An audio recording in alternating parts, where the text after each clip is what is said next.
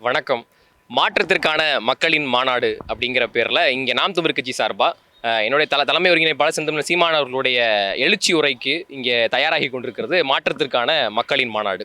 அதாவது தமிழகத்தில் எத்தனையோ மாநாடுகள் நடந்திருக்கலாம், இந்திய வரலாற்றில் எத்தனையோ மாநாடுகள் நடந்திருக்கலாம். ஆனால் இந்த மாநாடுங்கிறது பிரத்யேகமானது. ஏன்னா இங்கே 234 வேட்பாளர்களையும் அறிமுகம் செய்யிருக்கிறாங்க. 117 ஆண் வேட்பாளர்கள், 117 பெண் வேட்பாளர்கள்னு 234 வேட்பாளர்களையும் அறிமுகம் செய்கிறாங்க. அது இல்லாமல் தலைமை ஒருங்கிணைப்பாளர் சீமான் அவர்கள் ஆட்சி வரைவு, செயற்பாட்டு வரைவு, நாங்கள் ஆட்சிக்கு வந்தால் எப்படி ஆட்சியை நடத்துவோம், எந்த மாதிரியான நிர்வாகத்தை கொடுப்போம் அப்படின்னு செயற்பாட்டு வரைவு இங்கே ஆவண காணொலியாக இங்கே திரையிடப்படும். இந்த முக்கியமான 2 விஷயங்கள் தான் இந்த மாற்றத்தை விரும்பும் மக்களின் மாநாடு.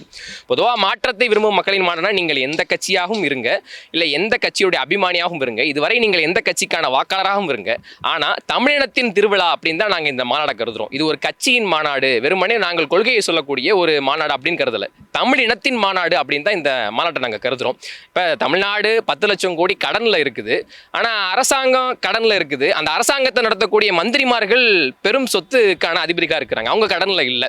அரசாங்கம் கடனில் இருக்குது, ஆனால் அரசு நிர்வகிக்கக்கூடிய ஆட்சியாளர்கள் கடனில் இல்லை. அப்படின்னா இது எந்த மாதிரியான ஒரு முறைன்னு நீங்கள் புரிஞ்சுக்கணும். அப்போ இதிலிருந்து மாற்றம் வேணும். அந்த மாற்றத்தை நீங்கள் விரும்புகிறீங்கன்னா இந்த மாநாட்டுக்கு நீங்கள் வந்துடணும். அதனால தான் மாற்றத்தை விரும்பும் மக்களின் மாநாடுன்னு போட்டிருக்கோம்.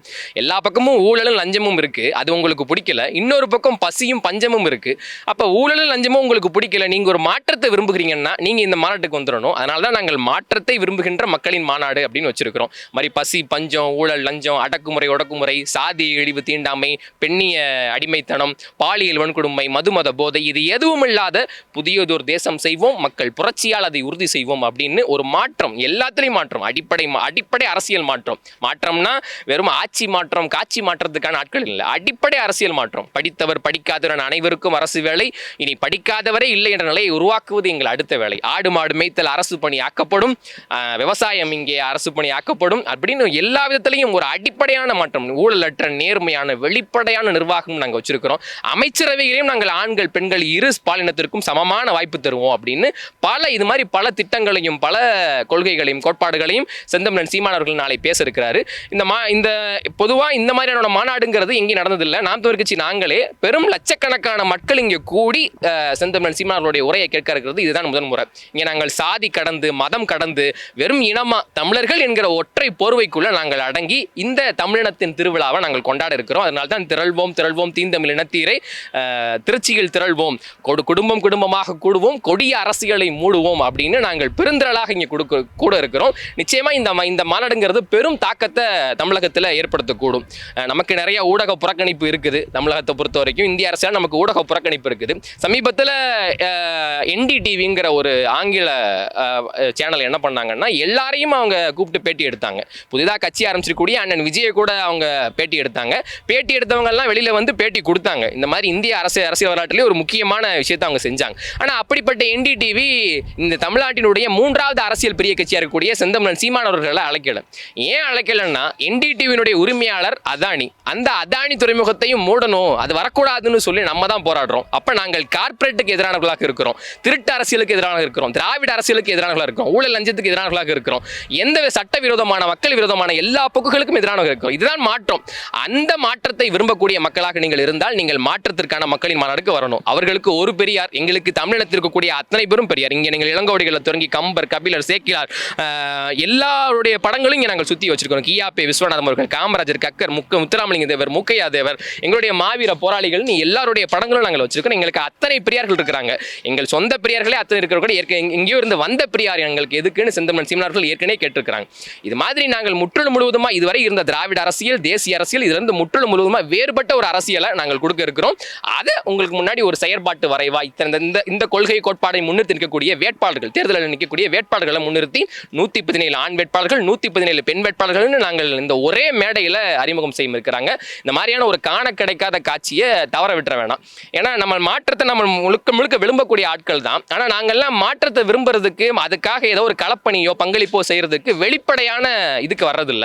இப்போ வெளிப்படையே எல்லாரும் வந்தால் தான் லட்சக்கணக்கான மக்கள் இங்கே திரளும் போது ஒருத்தர் பார்க்கும்போது நமக்கே ஒரு நம்பிக்கை வரும். ஓ, இத்தனை பேர் இருக்கிறாங்க, இந்த திமுக, இந்த அதிமுக, இந்த காங்கிரஸ், பாஜக, இந்த கொடி அரசியல், தீமை அரசியல், திராவிட அரசியல் இதெல்லாம் முழுமா பிடிக்காம மாற்றத்தை விரும்பக்கூடிய இத்தனை பேர் இருக்காங்கன்னு எல்லார் மனசுலையும் ஒரு நம்பிக்கை ஏற்படும். அந்த நம்பிக்கை தான் நாளை எளிய மக்களுடைய வெற்றி, எளிய மக்களுடைய புரட்சி. புதியதொரு தேசம் செய்வோம், மக்களின் புரட்சியால் அதை உறுதி செய்வோம். 2026 படைப்போம் புதிய அரசியல் வரலாறு. எல்லாரையும் நாங்கள் மாநாட்டில் சந்திக்கிறோம். நன்றி. நாம் தமிழர். இல்லை, இந்த மாநாட்டில் அப்படி தட வேண்டிய அவசியமே இல்லை. இங்கே எங்களுடைய ஆட்கள் எல்லாருமே, எங்களுடைய அண்ணன்மார்கள், தம்பிமார்கள் எல்லாருமே சுய ஒழுக்கம். அவங்க மத போதையில் வரமாட்டாங்க. அவங்க இந்த மாதிரி ஒரு ரசிக போதையில், ரசிக மனப்பான்மையில் சினிமாக்காரர்கள் செயல்படுற மாதிரி செயல்பட மாட்டாங்க. எங்கேயும் பிடிச்சி ஏறுறது அந்த மாதிரிலாம் இல்லை. வரக்கூடிய முதியவர்களாக இருக்கட்டும், இல்லை பெரியவர்கள், பெண்கள் எல்லாருக்கும் அவங்க தான் பாதுகாப்பாக இருப்பாங்க. இங்கே எல்லாருமே நாங்கள் தன்னார்வலர்கள் தான். இங்கே யாருமே காசுக்கு கூடுற கூட்டம் கிடையாது. இது கருத்துக்கு கூடுற கூட்டம், அரசியல் படுத்தப்பட்ட கூட்டம். எதுக்கு எடுத்தாலும் ஆர்ப்பரிக்க மாட்டாங்க. செந்தமிழன் சீமான் அவர்களுடைய செந்தமிழன் சீமான் அவர்கள் என்ன சொல்றாங்கன்னு கேட்டு அதை உள்வாங்கி தான் இங்கே ஆர்ப்பரிப்பாங்க. இது ஒரு சுய ஒழுக்கத்துடைய கூட்டம். இங்கே அந்த மாதிரி கிரீஸ் தடவ வேண்டிய நிலைமையோ அதிகமாக பவுன்சர் வைக்க வேண்டிய தேவையோ இங்கே கிடையாது. இங்கே ஒரு ஒழுக்கத்துக்கு ஒரு கட்டுப்பாட்டுக்குள்ள கூட்டம், ஒரு இராணுவ படை போல, ஒரு மக்கள் படை போல தான் எங்களுடைய ஆட்கள் இருப்பாங்க. இங்கே அது தேவையில்லை.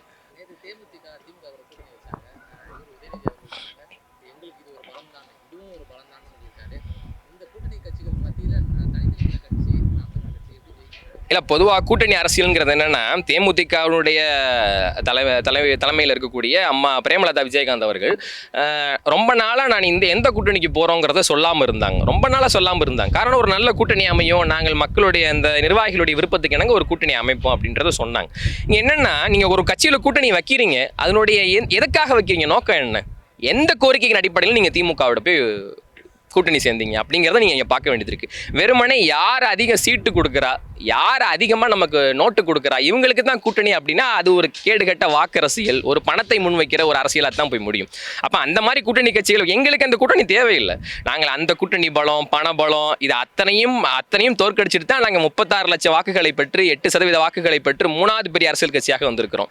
இது இந்த கூட்டணியெல்லாம் விரும்பாத மக்கள் தான் எங்களுக்கு வாக்களிப்பாங்க. நீங்கள் மறுபடியும் இவர்கள்லாம் என்னென்னா, 2016 கருணாநிதி அவர்கள் சொன்னாங்க பல நழுவி பாலில் விழுன்னாங்க, திமுக கூட்டணி ஏற்படும்னாங்க. ஆனால் அது அப்போ விழலை. அந்த பல நழுவி பாலில் விழுகிறது 10 வருஷம் கழிச்சு இப்போ விழுந்திருக்குது.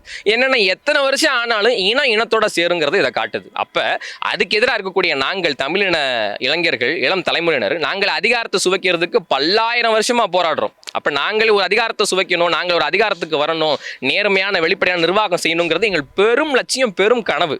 அப்போ அதுக்கு எதிராக சேரக்கூடிய இளைஞர்கள், இளம் தலைமுறைங்கிறது எங்கள் பக்கம் தான் இருப்பாங்க. இது ஒரு விஷயம் இல்லை. இந்த கூட்டணி அரசியலோ பணபலமோ நீங்களே பார்க்குறீங்க. 10,000 ரூபாய் பீகார் தேர்தலில் கொடுத்தாங்க. பீகார் தேர்தலில் வாக்குப்பதிவு நடக்கிறதுக்கு சில நாட்களுக்கு முன்னாடி 10,000 ரூபாய் கொடுத்தாங்க. பாஜக செஞ்சிச்சு. அதைத்தான் இன்னைக்கு திமுகவும் செய்யுது. ஜனவரியில் பொங்கல் பரிசுன்னு சொல்லி 3000 தந்தாங்க. அதுக்கப்புறம் மகளிர் உரிமை தொகை 1000, 5000 இப்போ தந்துட்டாங்க, 9000. நீ வாக்குக்கு 1000 தருவாங்க, மொத்தம் 10,000 ரூபா. மொத்தமாக தந்தா பாஜக, அதையே பிரித்து போட்டால் திமுக. அவ்வளோதான் இங்கே வித்தியாசமே தவிர அவங்களுக்கு இவங்களுக்கு பெருசால வித்தியாசம் கிடையாது. அப்போ இதையெல்லாம் உடச்சிட்டு, இதெல்லாம் இந்த கூட்டணி பலம், பண பலம், இந்த அரசியல் பலம், பின்புலம், இது எல்லாத்தையும் உடச்சிட்டு தான் நாம் தமிழர் கட்சிங்கிறது அங்கீகரிக்கப்பட்ட கட்சியாகவே ஆயிருக்கு. அதுவும் நாடாளுமன்ற தேர்தலில் பிரதமர் வேட்பாளராக இல்லாதப்ப. இப்போ நாங்கள் எங்களுக்குன்ற ஒரு தனித்த ஆற்றலாக தமிழகத்தில் நாங்கள் வளர்ந்து வந்திருக்கிறோம். நாங்கள் வெற்றியை நோக்கி நகர வேண்டிய கட்டாயத்தில் இருக்கிறோம். நிச்சயமா தேர்தலுக்கு அப்புறம் நீங்க பாப்பீங்க, நாம் தமிழர் கட்சி பெரும் தாக்கத்தை ஏற்படுத்தும். நாங்கள் அதிகாரத்தை நோக்கி நகருவோம். நன்றி.